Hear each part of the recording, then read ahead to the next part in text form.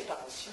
J'ai eu ce contact, j'étais entourée de chrétiens qui, au moment où vraiment ça a été la fin, bon, écoute, moi je ne t'aime plus, et puis, écoute, je pense qu'il n'était pas dans un état très normal ce soir-là, parce que paraît-il après, je t'ai jamais dit ça. Et il m'a dit, carrément, tu ne vois pas que tu me répugnes. Alors là, ça a été la catastrophe. Le lendemain, j'ai réalisé que ce qu'il m'avait dit, et je suis partie dans ma cave, j'ai hurlé de douleur, et tout à coup mes jambes et ma voix, mes jambes m'ont lâché, je suis tombée par terre, je ne criais plus. Et quand il n'a plus rien entendu, il a dû se dire, tiens, qu'est-ce qui se passe? Il est descendu à la cave, il m'a vu par terre. Et alors quelquefois, je ris quand je raconte ça, parce que c'est tellement incroyable de voir une réaction pareille. Il est venu me ramasser, je sentais son cœur qui battait, et tout à coup, il me dit, « Oh, tout de même, tu ne devrais pas me faire une chose pareille. » Je lui ai dit, non, mais il est en train de m'assassiner, et c'est lui qui a mal. Là, j'ai retrouvé ma voix. Là, j'ai dit, ben ça, quand même. C'est moi qui prends le coup, et c'est toi qui souffres. Ah ben, là, j'étais vraiment, j'étais édifiée. Voilà, et à ce moment-là, bon. Oui, la décision a été prise quand même. Tu ne pouvais plus continuer avec un homme qui ne t'aimait pas. Non, c'était fini. Voilà. Donc, mais j'avais déjà cette présence des chrétiens qui étaient autour de moi. Quand ils ont su ça, tout le monde est venu me réconforter, prier pour moi. C'est là qu'on peut dire que Dieu a commencé à intervenir dans ta vie. C'est là où Dieu a commencé à intervenir.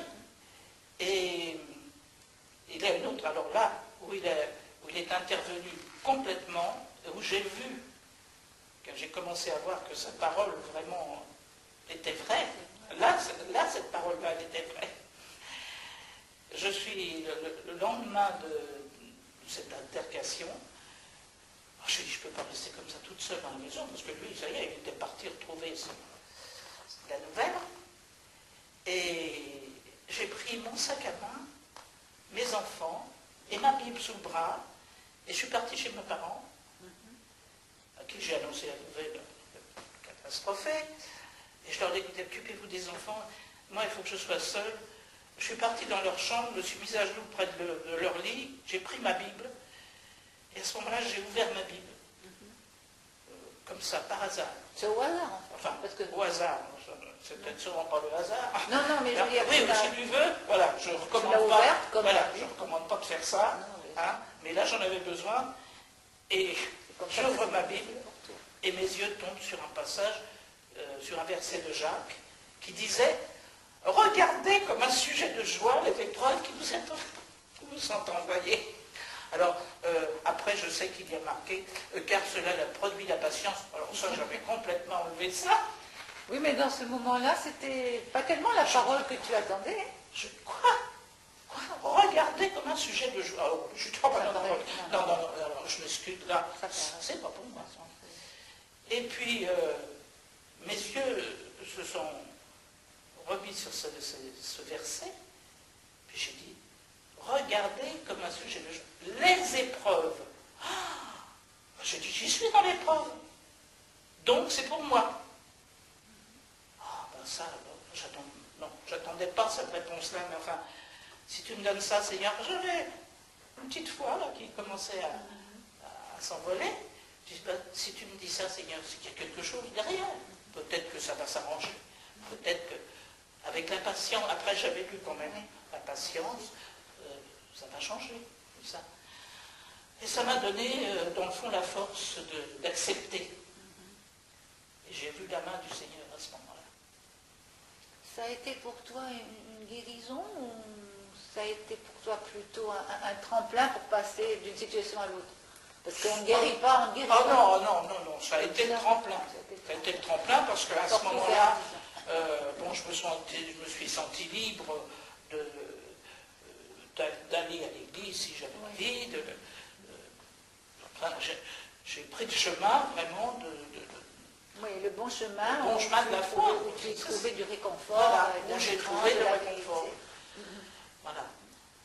Et par la suite, je me suis aperçu que très vite, que je n'étais pas la seule dans ce cas.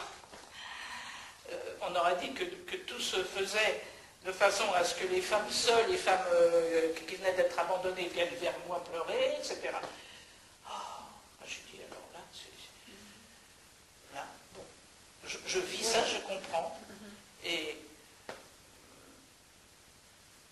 je les accueillais, quoi, en comprenant leur souffrance, donc elles, ça leur faisait du bien aussi. D'une certaine manière, tu apportais quelque chose aux autres, comme au départ de ta vie, lorsque tu faisais rire les gens. Voilà. Là, tu les faisais plus rire.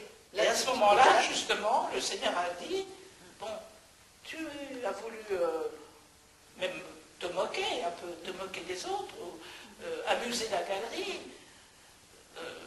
Pendant 14 ans de mariage, je n'ai pas écrit une ligne. J'étais sèche. Donc, après ce coup dur, tout ce qu'il y avait dans mon cœur, toute la souffrance, tout ça, je l'ai exprimé. J'ai commencé à écrire avec les sentiments que j'avais éprouvés et tout ça. Et dans le fond, c'est comme si Dieu me disait, bon, tu vois, ça n'a pas été pour rien ton épreuve. Maintenant, tu vas aider les autres avec mes mots. Oui, puis au fur et à mesure que tu écrivais, tu te libérais. Tu rejetais ça de l'extérieur. Voilà, en fait, puisque ça me libérait. Ça restait à l'intérieur. Et je me suis aperçu après que, quand j'ai pu faire éditer ces petits recueils, que les gens venaient me voir et me disaient, mais tu sais, mais c'est moi ça. C'est moi. Ah, si je savais écrire, j'aurais écrit ça. Donc j'ai dit, bon... Tu t'exprimais à leur place, voilà. Et ça leur faisait vraiment du bien. Ça a été le départ. Et c'est là que tu as compris qu'il fallait que Dieu te disait de te réjouir. Pas pour le moment, pas à ce moment-là. Mais par la suite, beaucoup plus tard, parce que j'ai été amené à aller parler, même à faire des émissions de radio, des témoignages dans les églises. Et j'ai dit, mais alors... Et j'avais de la joie. J'exprimais ce que j'avais ressenti, mais j'étais quand même déjà guéri un peu. Voilà, le fait... voilà, j'avais... Je crois que quand on a de la joie, c'est qu'on est guéri, voilà. quoi. Et puis je commençais à faire entrer le pardon aussi. Je me dis, bon, ça s'est passé comme ça. Bon. Et tu as mis du temps pour pardonner, ou ça s'est passé Ça a été par étapes. Je l'ai souvent prononcé, parce que je pense que le fait de le dire, même si dans le fond du cœur on n'est pas très sûr, c'est déjà une avancée. Et dire, Seigneur, je veux lui pardonner. Aide-moi à lui pardonner. Et petit à petit, ça vient. Il n'y a même pas très, très, très longtemps, j'ai fait un rêve, je crois. Et je voyais ça, je voyais mon mari qui venait me voir, tout, je ne peux pas exprimer exactement l'attitude qu'il avait, mais enfin, c'est humble. Et puis, il me donnait la main, et je le plaignais, je disais, oh, quel pauvre garçon, tout comme ça. Et je voyais une croix devant nous, et je l'ai amené à cette croix. Et je le déposais à la croix, et après, je lâchais sa main, et j'avais l'impression que Dieu me disait, bon, maintenant tu me l'as déposé, tu l'as déposé à ma croix. C'est fini maintenant, toi, c'est plus ton affaire. Tu lui as pardonné vraiment, tu me l'as donné, maintenant toi. C'était le sceau du pardon. Voilà. Mais je voudrais, pour nos téléspectateurs, que tu expliques un petit peu ce que ça veut dire venir à la croix, parce que ça paraît simple quand on a une relation avec Dieu, mais il est certain que c'est assez abstrait pour des personnes qui n'ont pas je crois que venir à la croix, c'est vraiment réaliser que Dieu peut tout. Parce que qu'est-ce qui s'est passé sur cette croix? Sur cette croix, Jésus a été crucifié. Voilà. Mais pourquoi? Pour nous enlever nos péchés, en somme. Il a payé à notre place. Donc le fait d'aller à la croix, C'est dire, je dépose tout, je dépose mes péchés au pied de sa croix, je n'en veux plus. Et ça, quand on peut avoir un accès à la Bible, on sait très bien que lorsqu'on dépose son péché, quand on se repent de tout ce qu'on a pu faire, le Seigneur pardonne. Donc, en fait, le Seigneur, à ce moment-là, lorsque toi aussi tu as été à la croix, si on peut dire, Oui. tu as déposé cette erreur de cette visite que tu avais faite là-bas, parce qu'en fin de compte, on est souvent conscient de nos péchés que l'on a fait, et on va vers Dieu pour lui demander pardon de ce que l'on croit. Mais quelquefois, on est comme toi, tu n'as pas été volontairement attiré vers cette femme qui t'avait prédit un tas de bonheur, tu n'as pas eu, et quelque part, ce n'était pas ta faute, parce que tu n'avais pas vraiment connaissance de ces choses-là. Ouais. Et là aussi, Dieu t'a pardonné cette chose-là, et il faut que nos téléspectateurs sachent très bien qu'on est conscient de beaucoup de péchés que l'on fait, mais qu'il y en a d'autres qui ne sont pas forcément faits volontairement par nous, mais que d'autres personnes nous attirent pour rentrer dans le péché, et on n'en est pas conscient, quoi. Et alors, en se repentant de tous nos péchés, tous ces péchés-là sont inclus. Et c'est ça qui est important de savoir. Tous nos péchés dont on n'a même pas souvenir,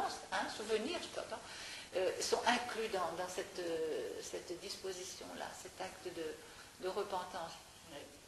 Donc toi, tu as connu le bonheur avec cette repentance et cette libération de toutes ces souffrances. Moi, ça m'a libérée et j'ai pu, en somme, comprendre complètement le verset qui m'avait été donné le terrible jour. Et je l'ai souvent dit quand je donnais mon témoignage quelque part, vous savez, je vous raconte tout ça, mais maintenant je comprends parce que j'ai de la joie.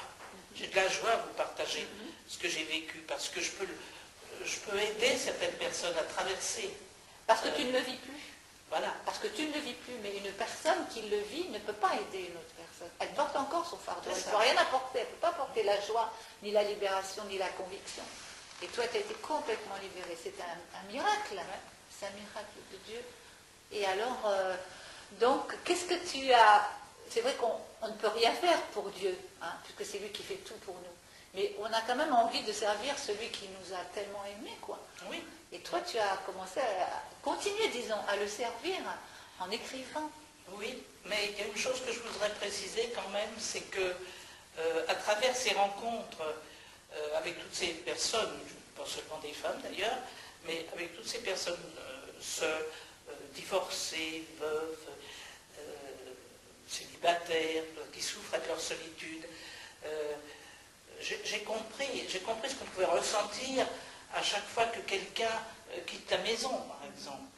Et justement, je pense que je pourrais vous partager ce poème que j'ai écrit et qui, dans le fond, qui convient à tout le monde. Parce que même une famille, bon, on est 4 ou 5 dans la famille, puis un jour l'église dit, bon, ben maman, ça va, voilà, j'ai rencontré, je me marie, ou je vais être indépendant, et puis le deuxième, il fait la même chose, le troisième, là, et puis voilà. On se retrouve à la table désertée. La table est désertée, et c'est le titre de ce poème. D'accord. J'étais souvent émue en posant les assiettes sur notre table ronde de la salle à manger. Et lorsque je lisais sur nos rondes serviettes, papa, maman, vous deux, mes enfants bien-aimés, il semblait que toujours ce quatuor merveilleux devait vivre à jamais, remplissant la maison, et que j'aurais longtemps installé sous mes yeux, là, nos 4 couverts. Je n'avais pas raison. Le premier à s'enfuir, oui, ce fut votre père, celui qu'on croit souvent être le fort pilier sur lequel se repose la maison tout entière, si un vent de folie ne vient pas l'ébranler. Comme il fut dur alors, pour moi, de retirer une première assiette au repas de famille. Comme il fut difficile d'avoir à mutiler l'image journalière de ce charmant quadrille. Mais te voilà, mon grand, qui déjà abandonne bien souvent ce repas où nous nous retrouvons, tu deviens maintenant une grande personne et parfois la maison te semble une prison. Plus souvent qu'il ne faut, je retire une assiette. Il n'en reste que 2 sur la table trop grande. Quant à toi, cher petit, c'est encore une fête de venir t'y asseoir quand je te le demande. Mais déjà, j'appréhende le douloureux moment où toi aussi, un jour, tu feras cette table. Ce jour où tu prendras vers la vie ton élan et où je resterai si seule et misérable. Pourquoi vient-il en moi de si tristes pensées? Oui, pourquoi tout à coup me croire abandonnée, alors qu'à tout jamais, une assiette est restée pour toi, mon doux Jésus, éternel invité. Colette, est-ce que tes poèmes, ces poèmes que tu écris, sont toujours orientés sur ton passé, ton histoire, ta vie, tes souffrances? Oh non, pas forcément, non. Non, parce qu'il m'est arrivé plusieurs fois d'être invité à passer des séjours dans des rencontres, des vacances, des choses comme ça. On était là plusieurs jours et à la fin de ces séjours, on faisait toujours un petit spectacle. Alors dans le fond, moi je me ressentais à ma place là. Et je me disais, tiens, qu'est-ce que je pourrais faire? Bon, les gens savaient que j'écrivais, enfin ce que j'avais fait plus ou moins. Et je disais, il faut que j'essaye de les amuser un petit peu, bon, correctement, parce que quand même, il ne faut pas dépasser certaines limites quand on est chrétien. Donc, qu'est-ce que je pourrais bien faire? Et puis un jour m'est venu à l'idée que je pourrais me servir de choses que j'avais fait dans le temps où j'étais chansonnière. Et c'est là où je suis émerveillé de constater que non seulement Dieu est un Dieu d'amour, mais il est aussi un Dieu d'humour, parce qu'il a porté ce que j'avais dans mon cœur pour ce désir de faire rire un peu les gens, les amuser, les dérider toujours. Et je me suis dit, je crois qu'il va me permettre de faire ce que je vais faire. Alors, j'ai pris un air très connu d'ailleurs, puisque qui ne connaît pas Piaf, et j'ai pris un air qui s'appelait Le Légionnaire, que chantait Édith Piaf, et au moment où j'étais chansonnière, je l'avais transformé. Et étant donné que je disais, oh, légionnaire, c'est quand même assez exotique, les femmes, elles n'ont pas avoir ce goût d'avoir un légionnaire dans leur vie, elles doivent préférer avoir un fonctionnaire. C'est plus sécurisant. Alors, j'avais donc fait une parodie de mon légionnaire que j'avais transformé en mon fonctionnaire. Et puis quand j'ai fait ces rencontres chrétiennes, et tout ça, je dis, bon, ça c'est plus de rigueur. Une femme chrétienne, dans le fond, je crois qu'elle préférait rencontrer un missionnaire. Alors j'ai donc repris l'air du légionnaire, sur lequel j'ai mis des paroles qui correspondent à la recherche d'un missionnaire. Elle a trouvé Jésus, celui qu'elle a rencontré au travers de son témoignage qu'elle vous a partagé. Jésus qui l'a aimé, Jésus qui l'a accepté, Jésus qui l'a guéri, et Jésus qui a été avec elle dans sa vie jusqu'à aujourd'hui. Si vous, demain, vous êtes dans la même situation que Colette, si vous n'êtes pas aimé, soit par votre mari, ou même par un membre de votre famille, ou même par un ami qui va jusqu'à vous salir, vous déshonorer, eh bien, ne vous découragez pas. Jésus est là.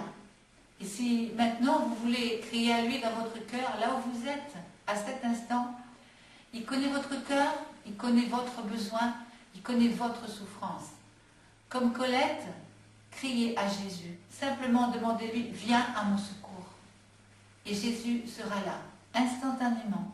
Et il vous donnera une paix, la paix exceptionnelle que personne ne peut vous apporter.